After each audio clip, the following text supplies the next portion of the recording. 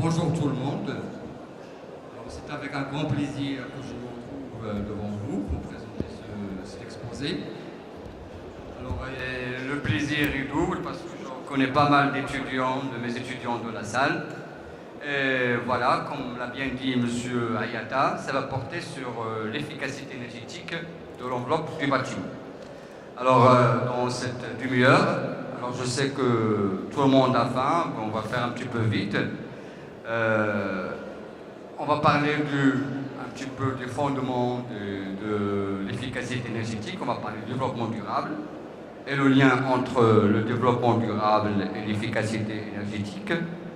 Après, je vais passer au contexte énergétique général au Maroc et dire pourquoi au Maroc on a besoin de penser efficacité énergétique, pour ensuite parler de certaines généralités sur le confort thermique dans le bâtiment.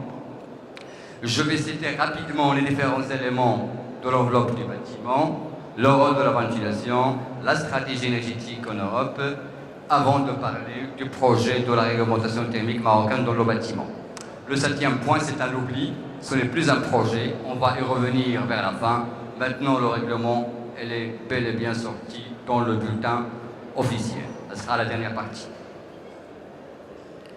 Bon, dans le monde, on remarque une certaine prédominance des énergies fossiles. Donc là, à part tout ce qui est hydro et biomasse et géothermique, le reste, c'est surtout des énergies fossiles. Malheureusement, ces réserves mondiales ne sont pas éternelles. Et à part le charbon, qui va encore durer 2 siècles, les autres vont disparaître d'ici une cinquantaine d'années. Bien sûr, ces chiffres sont toujours à revoir en fonction d'une nouvelle réserve et nouvelle découverte. Donc il y a épuisement et par suite la situation n'est pas durable. Il faut donc penser à d'autres modèles pour pouvoir parler développement durable. Le développement durable, je rappelle rapidement la définition, c'est pouvoir répondre à nos besoins sans oublier les générations futures. Et il y a 3 piliers, c'est l'aspect environnemental, économique et social. Et il y a plusieurs stratégies. Et la stratégie qui concerne, en fait, il y a une stratégie qui concerne l'efficacité énergétique, c'est la stratégie d'efficacité. Donc il faut avoir des processus efficaces, des produits efficaces, et merci beaucoup. Voilà. Donc là, je disais qu'il faut penser à des processus efficaces, des produits efficaces, l'augmentation de la durée de vie et le recyclage. Les produits efficaces, c'est l'exemple des maisons qui consomment moins d'énergie. Les processus efficaces, comme exemple, c'est la cogénération, la production de la chaleur et de l'électricité en même temps.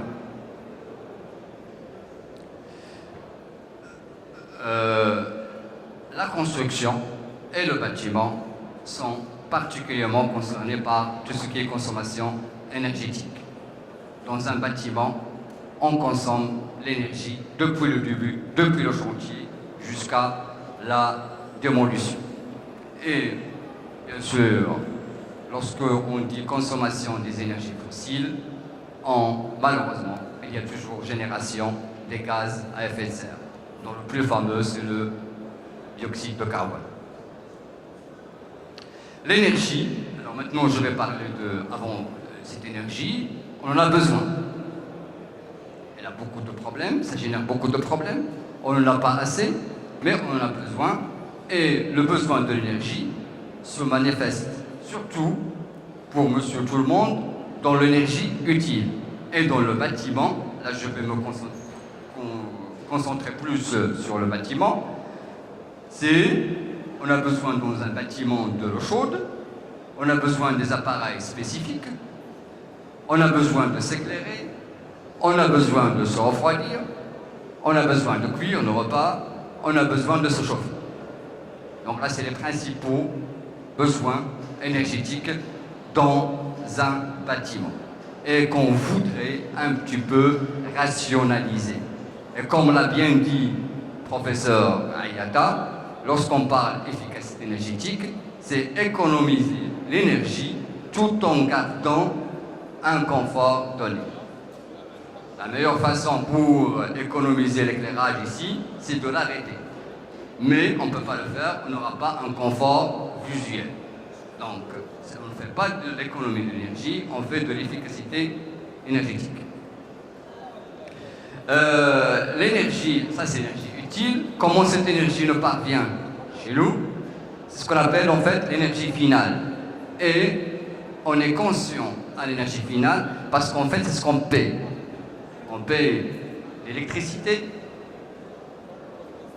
c'est le compteur électrique, on paie les combustibles liquides dans les stations, l'essence, on paie le combustible solide, le charbon, et on paie le gaz.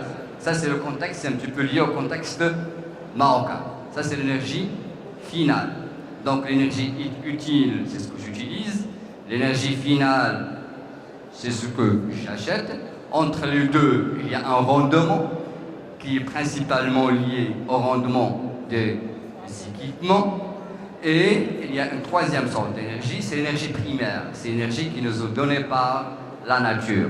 Et là, vous trouvez l'énergie fossile, le bois, l'anthracite, le pétrole, le gaz et des énergies renouvelables, l'éolien, le photovoltaïque et l'hydraulique.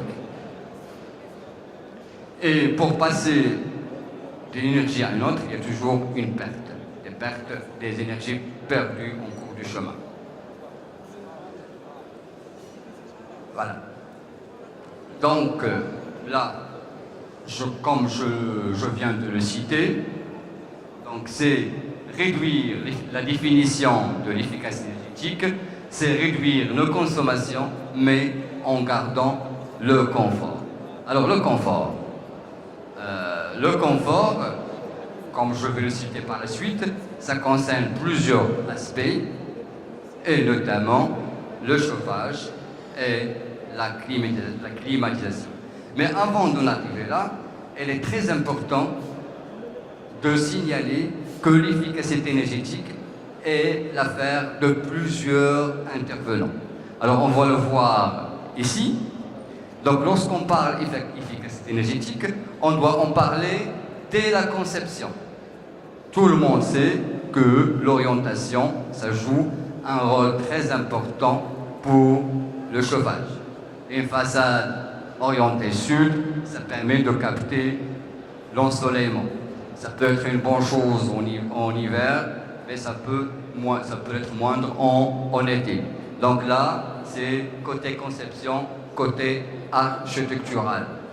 La ventilation naturelle aussi, ça peut aider à modérer les températures du jour d'été. L'enveloppe. Lorsque je suis dans une maison où les murs sont plus épais par exemple, je serai moins frais en été et plus chaud en hiver. Donc l'enveloppe, ça joue un rôle très important. Lorsque je parle de l'enveloppe, c'est les parois, tout ce qui est mur, tout ce qui est toiture, tout ce qui est plancher et tout ce qui est fenêtre et porte. L'énergie renouvelable aussi.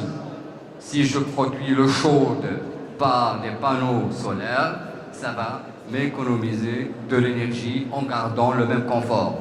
Je peux toujours prendre ma douche, mais en utilisant le soleil au lieu de l'électricité. Ça concerne aussi les équipements. Je viens de dire que relation énergie finale, énergie utile, il y a toujours le rendement des équipements. Donc utiliser les meilleurs équipements, ça va me permettre de rationaliser ma consommation d'énergie. Les éléments de l'équipement, vous connaissez tous, l'exemple le plus courant, c'est les lampes à basse consommation. Et surtout, et c'est le plus difficile, c'est le comportement de l'utilisateur et qui est de loin le plus difficile à modéliser. Et peut-être c'est là que peut intervenir la réglementation. La réglementation plus autre chose, plus l'éducation, plus la culture. Donc voilà, c'est pour dire que l'efficacité énergétique, ça concerne tout le monde, ça concerne plusieurs disciplines. Ce n'est pas l'affaire d'un seul corps d'État.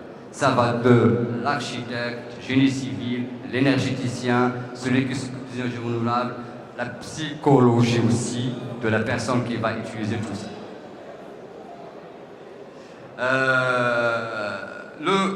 Maintenant, je vais passer au contexte national. Donc, d'une façon générale, il faudrait économiser de l'énergie en gardant le confort. C'est encore plus vrai pour le Maroc, parce que comme vous le savez certainement, notre pays importe, je dirais la totalité. Je ne vais pas utiliser le mot quasi-totalité, parce que lorsqu'on dépasse 90%, je peux dire la totalité. Ça importe la totalité de ses besoins en énergie, en pétrole, en gaz, en électricité importée. L'hydraulique, ce n'est pas très important en énergie. Peut-être la puissance installée, elle est importante, mais il faut toujours, dans ce domaine, raisonner énergie fournie et pas puissance installée. Les barrages sont là, les machines sont là, mais la pluviométrie, elle est fluctuante, et dans le meilleur des cas, ça ne dépasse pas les 8%. Et l'eau, elle est là pour servir comme eau potable, d'abord, irrigation, ensuite, après on va penser à produire l'électricité avec. Donc, le Maroc est plus que concerné. On a pris un peu de retard pour la réglementation, mais je crois que depuis 2011, il y a une réflexion un peu sérieuse et une volonté pour s'attaquer à ce volet de l'efficacité énergétique. Et la facture, vous voyez que la facture quand même, elle est colossale, très grande. Je retiens le chiffre de 100 milliards de dirhams. Et comme un peu ce qui se passe dans tout le monde, le Maroc ne diffère pas. La majeure partie, les différentes sources d'énergie, les sources d'énergie les plus prépondérantes, c'est les énergies fossiles. C'est le charbon, le gaz naturel et le fioul. C'est à 92%. L'hydraulique, c'est 5%. Et comme j'ai dit tout à l'heure, dans les meilleurs de cas, ça ne dépasse pas les 8%. Et où et comment est dispatchée cette énergie? Alors là, les chiffres, on ne les voit pas très bien, mais ici, dans le bâtiment, dans le résidentiel, c'est 29%. Et le tertiaire, c'est 7%. Donc, pour le bâtiment, ça va faire 36%. L'industrie, c'est 32%. Et le transport, c'est 24%. C'est pour cela qu'il y avait cette vision d'attaquer d'abord l'efficacité énergétique dans le bâtiment pour pouvoir essayer de jouer sur les 36% et réduire un petit peu cette consommation. Et c'est encore vrai que le Maroc veut construire. Il y aura beaucoup de constructions dans le futur et ça concerne plusieurs secteurs. Le tourisme, l'habitat, la santé et l'éducation nationale. Tout à l'heure, j'ai parlé du confort, parce que dans le volet efficacité énergétique, il y a l'économie d'énergie tout en gardant le confort. Dans le confort, comme j'ai dit, je vais le passer rapidement, c'est entre autres garder une certaine température ambiante à l'intérieur. Les humains commencent à se sentir mal à l'aise si la température du sang au-dessous de 18 degrés. Et ça dépasse 26, 27, 28 degrés, on va se sentir encore gênés. Donc, et ce confort, cette notion de confort, ça évolue avec le temps. Peut-être, sûrement, dans l'avenir, on va être beaucoup plus exigeant en termes de climatisation et de chauffage. On voit ça venir, surtout avec le prix bas des climatiseurs. On voit plus de climatiseurs dans nos maisons. Alors là, le confort, dans une enveloppe de bâtiment, là, cette image, ça résume un petit peu les différents échanges de chaleur dans le bâtiment. Donc, pour garder, je prends le cas de l'hiver, pour garder cette température, une température ambiante à une certaine valeur, il faut compenser en fait les pertes de chaleur. Ces pertes c'est des perditions. C'est des perditions de chaleur qui vont aller à travers les murs, la toiture, le vitrage et les portes. En été, c'est le contraire. Donc cet apport de chaleur à travers les mêmes structures, il faut le compenser quelque part.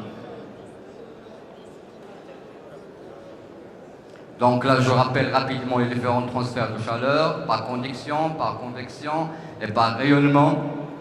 Et là, je m'attarde un petit peu sur ça.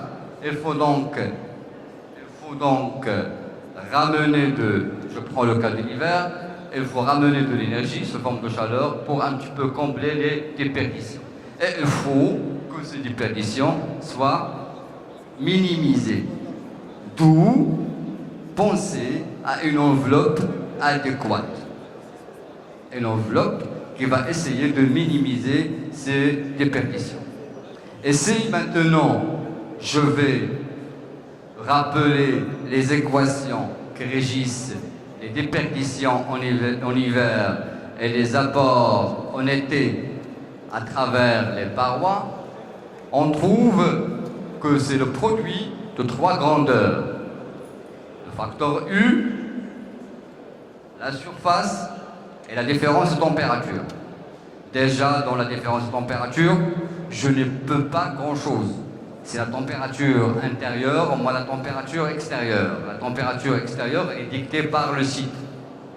Hein? Je ne peux pas grand-chose. La surface, on va chercher à avoir des bâtiments plus compacts, qui présentent un rapport surface sur volume le plus faible possible. Et là aussi, il y a des limites. Le facteur U, qui va dépendre des matériaux utilisés, en particulier de la conductivité thermique, c'est-à-dire comment le matériau va transmettre la chaleur et de l'épaisseur des parois. Là, donc, je peux minimiser ce facteur pour réduire ces déperditions en hiver et ces apports en été. En été, c'est un peu différent parce que c'est pas la température, ce n'est pas l'écart de température, mais c'est l'écart de température virtuel. Pour résumer, qui tient compte un petit peu des caractéristiques de la façade extérieure, entre autres la couleur des parois et l'inertie des parois. Voilà donc. Donc on doit jouer un petit peu sur le U. Le U des parois et aussi le U du vitrage. Parce que le U du vitrage est plus grand par rapport au U du paroi, de façon générale. Parce que je prends des choses normales. Voilà. Et les gens ont pensé donc, depuis une trentaine, pas plus, une trentaine d'années ailleurs, on vient de penser aussi à ça, il y a 3-4 ans, sur une réglementation pour réduire ce facteur U. Là, je passe rapidement pour les équations. Comment calculer ce facteur U qui dépend entre autres de l'épaisseur des parois et de leur conductivité thermique.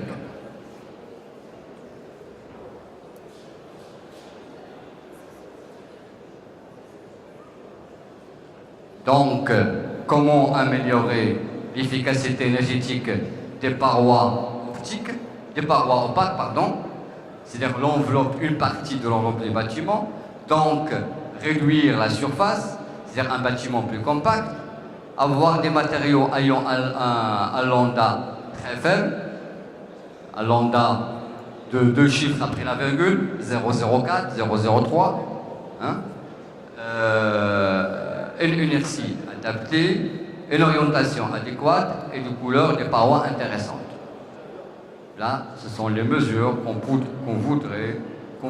faire pour réduire les déperditions, bien les apports, les échanges thermiques dans un bâtiment.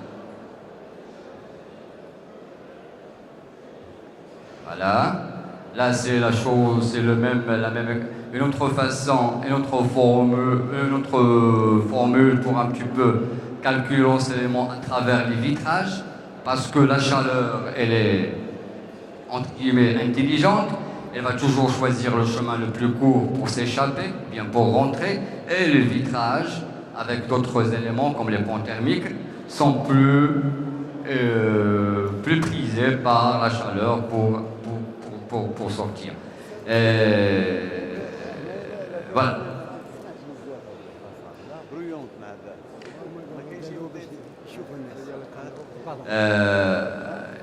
Dans les déperditions, il y a aussi le rôle de la ventilation.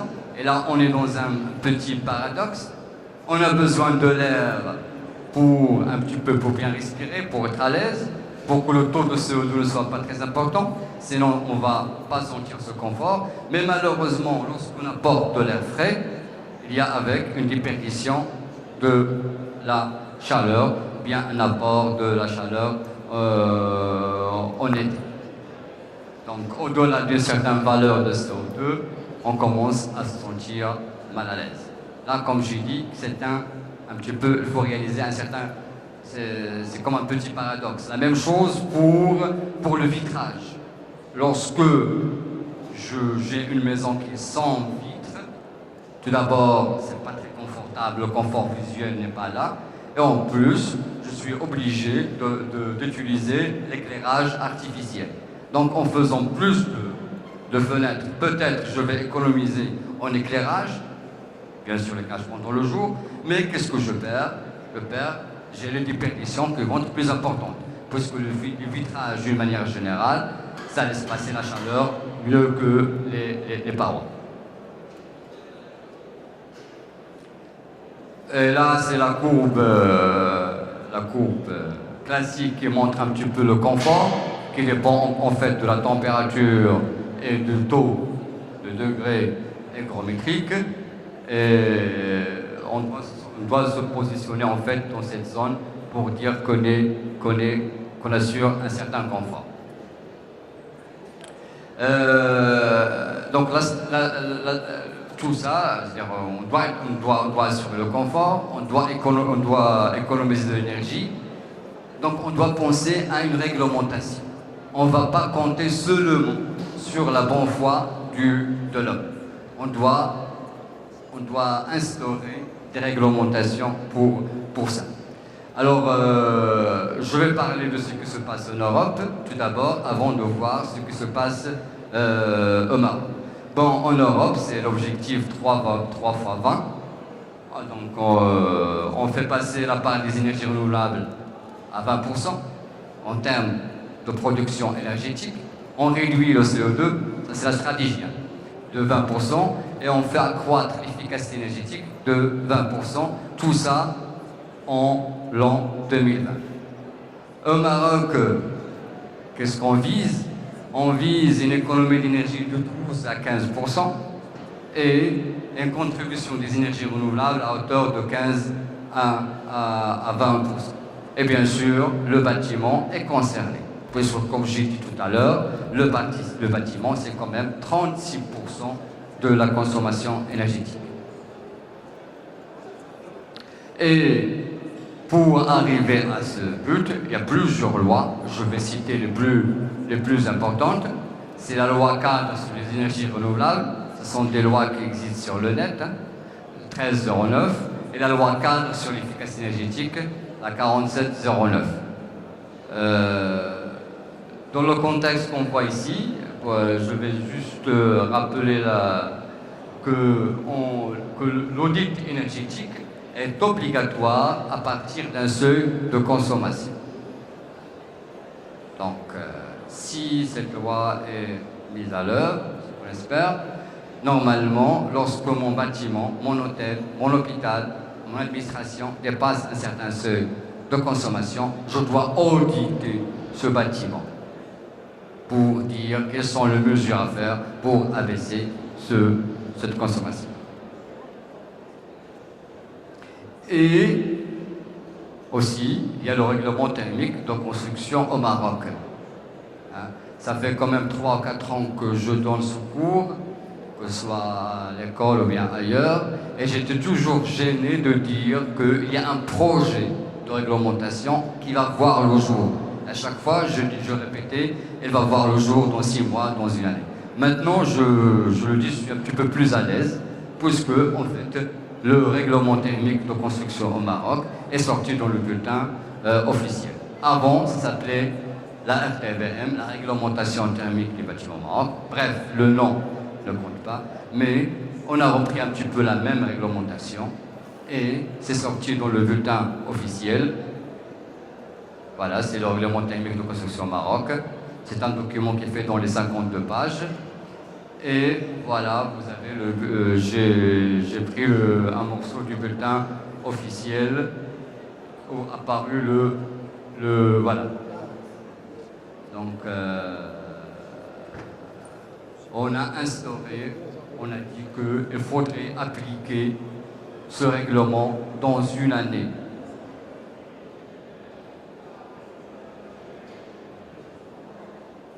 Voilà.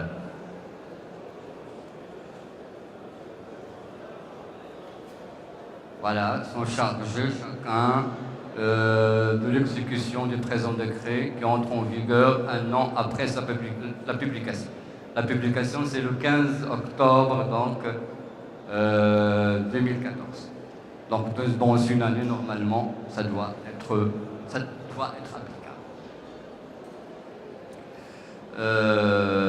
Là, vous pouvez, pour les gens qui s'intéressent plus, voir le bulletin officiel, pour voir tout le texte. Je vais passer rapidement sur comment le TSM a été adopté. Bref, on a divisé le Maroc en 6 zones, puisque le climat n'est pas le même. Le Maroc, quand même, c'est un grand pays, assez grand. Et la température moyenne en hiver, comme en été, n'est pas la même. Donc, on a divisé le Maroc en 6 zones. Et pour chaque zone, on s'est limité à des valeurs de U. Je vous rappelle tout à l'heure que dans l'équation, il y avait le U, le S et la différence de température. Donc ce U va dépendre de la zone, mais aussi de la surface du vitrage. Parce qu'on a dit que le vitrage, quand même, c'est un élément faible de l'enveloppe. On va inciter les gens à utiliser moins de vitrage. S'ils veulent quand même utiliser une grande surface de vitrage, c'est ce qu'on appelle ici le TGBV, le taux général des baies vitrées, on doit être plus sévère concernant les facteurs de U. C'est-à-dire un U plus petit. Et qui dit U plus petit, ça veut dire des éléments isolants. Donc, les clés de ce grand tableau, on ne le voit pas très bien au tableau. Donc déjà, je dois choisir ma zone, je dois choisir les surfaces vitrées et je dois avoir un U limite pour chacun. Et j'ai bien sûr, je traite les bâtiments, ça sera un tableau des valeurs limites données et tout ce qui est tertiaire aura un autre tableau. Ça, c'est en fait la première partie, le premier volet, la première approche du règlement, c'est l'approche prescriptive. Si maintenant on dépasse le TGVV, on va passer à une autre approche.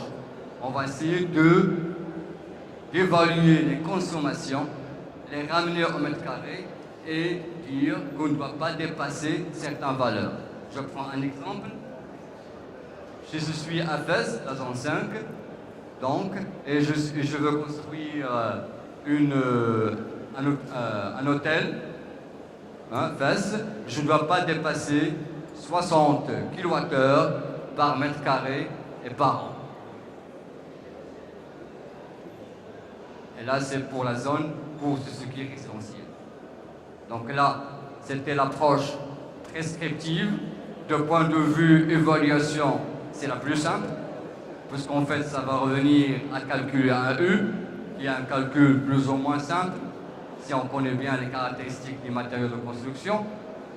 Ici, peut-être, ça va être plus compliqué, et peut-être qu'on aura besoin des outils plus appropriés pour déterminer la consommation annuelle par mètre carré en fonction des heures. Voilà. Alors là, je vais passer rapidement. Les gens du ministère de l'Énergie et des Mines, les gens qui ont travaillé sur la chose, bien sûr, ils ont évalué les retombées économiques et globalement, on a montré qu'il n'y aura pas un surcoût. Vous voyez bien, le surcoût n'est pas très important. Ça diffère d'une zone à une autre. Par exemple, dans la zone côtière, c'est la zone 1 qui va de l'Arish jusqu'à Dakhla. C'est une zone tempérée. Il n'y aura pas un grand surcoût sur le bâtiment. Voilà. Merci pour votre attention.